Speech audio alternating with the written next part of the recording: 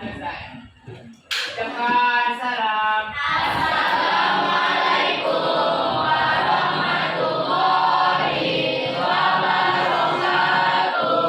Waalaikumsalam warahmatullahi wabarakatuh. Baik, ibu absen dulu ya. Ahmad Denis, Amna Fitriani, Afri India, di bawah. Asna Fatinan, Chelsea Farhana, Cika Putri, Devi Putri, Hanifa Asmi, Keisha Putri, Keisha Yurila, Muhammad Ayu, Emraka, Muhammad Alvino, Mufarid Rashid, M. Alif, M. Farhan, Muhammad Hasan, Muhammad Ibnu, Nabila, Nadia Keisha, Dikesha, Novandi Pratama, Novi Aryani, Putri Wulandari, Lisha Hafiz, Angga Dwi, Ridho Meragung, Rizky Fadila, ada surat? Sakit kaki.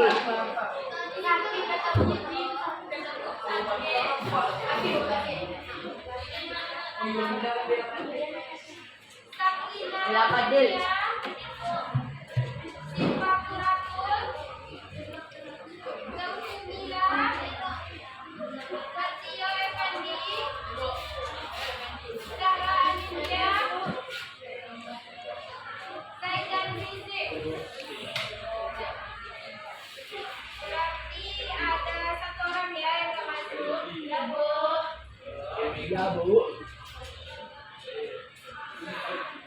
Oke, baik. Sebelum kita masuk ke materi hari ini, Ibu mau tanya nih, ada yang masih ingat nggak kemarin kita bahas tentang apa? Dan kewajiban. Hah? Dan kewajiban. Aku berpendapat. Oh iya, aku berpendapat. Ya. Siapa yang masih ingat apa itu kebebasan berpendapat? Apa namanya? Ayo, siapa yang masih ingat? Apa itu kebebasan berpendapat?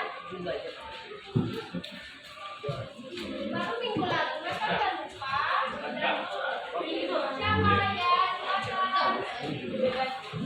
Kebebasan berpendapat adalah kepentingan yang mengakomodasikan individu atau kelompok untuk menggunakan pendapat, gagasan, pandangan, atau ide mereka tanpa takut rasa agresi, sensor, atau tekanan yang tidak sah dari pihak-pihak lain, termasuk pemerintah atau otoritas yang berwenang. Ya, ada lagi? Oke, baik. Kita lanjut materi hari ini yaitu tentang jaminan keberagaman Indonesia. Sebelum dijelaskan, silakan buka LKS-nya yang bagian B tentang jaminan kemerdekaan berpendapat Indonesia.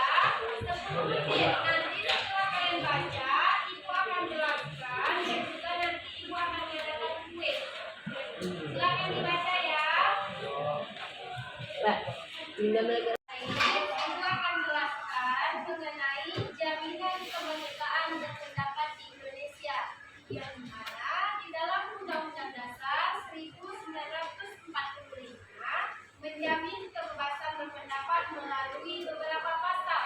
Yang pertama dalam pasal 28 E, yang kedua pasal 28 G ayat 2, dan yang ketiga pasal 28 D ayat 3. Dan di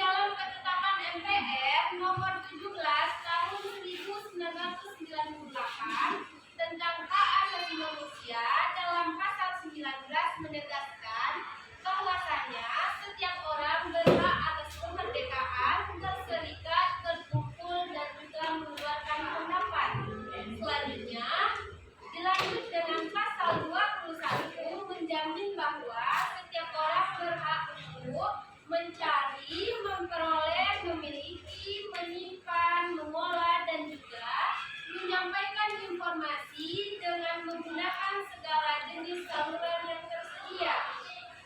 Selanjutnya, dalam pasal 28 ayat 2 Undang-Undang Nomor 38 Tahun 1999 tentang hak asasi manusia menjamin bahwa setiap orang memiliki kebebasan untuk mempunyai, mengeluarkan, dan menyebarluaskan pendapat sesuai dengan hati nurani, baik secara lisan maupun tertulis, melalui media cetak maupun elektronik dan juga lainnya.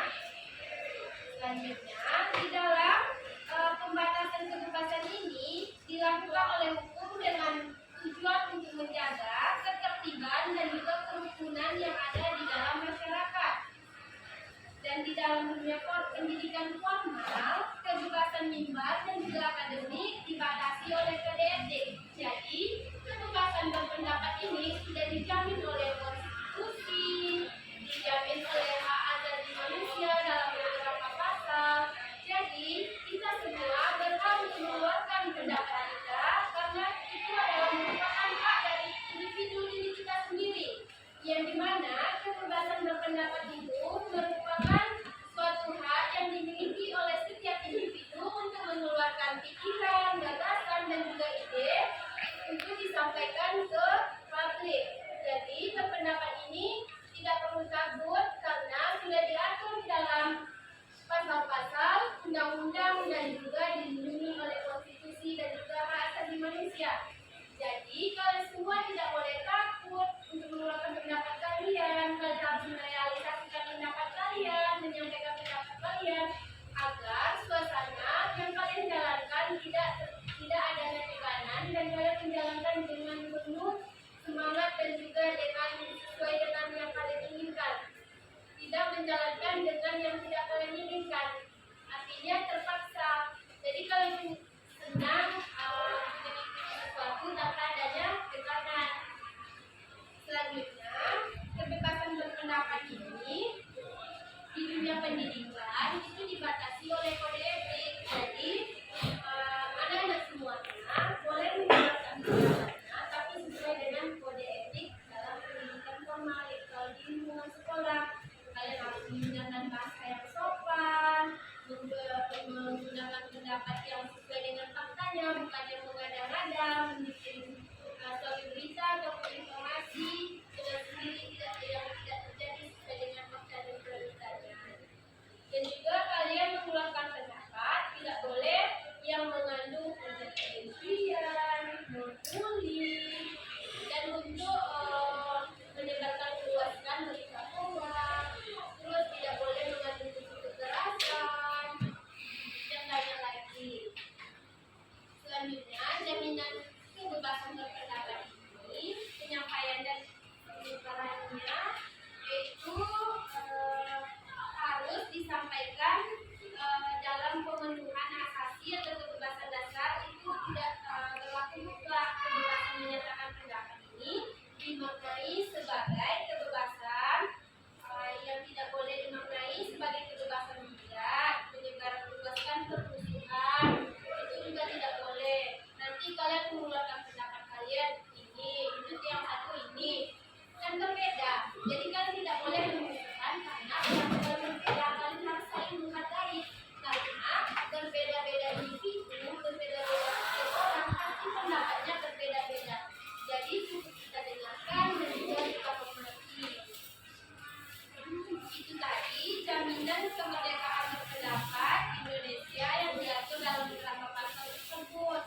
Jadi adik-adik semuanya ada yang ingin ditanyakan yang kurang jelas mengenai yang sudah ibu sampaikan dan juga yang kalian baca tadi. Ada yang kurang jelas? Ada yang ingin bertanya? Udah paham? Ya udah, kalau nggak ada yang mau bertanya, ibu aja yang bertanya ya. Oke. Apa yang kalian lakukan sebagai siswa dalam berpendapat di lingkungan sekolah agar tidak terjadinya berita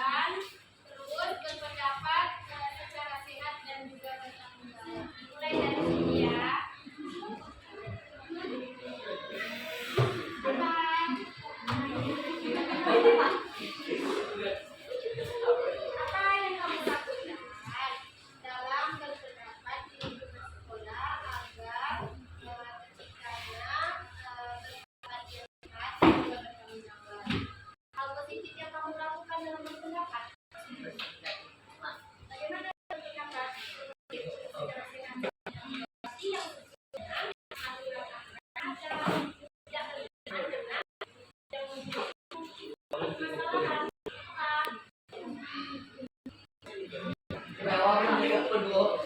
Ini Pak. Kapan?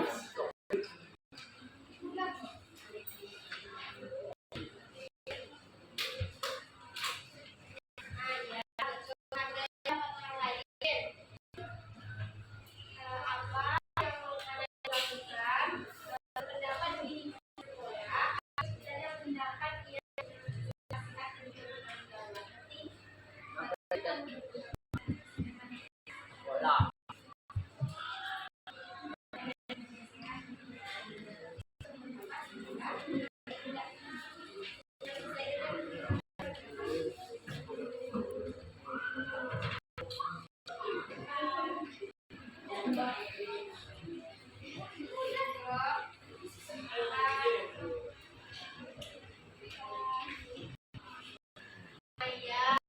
Pendapat sesuai dengan hati nurani. Ia berpendapat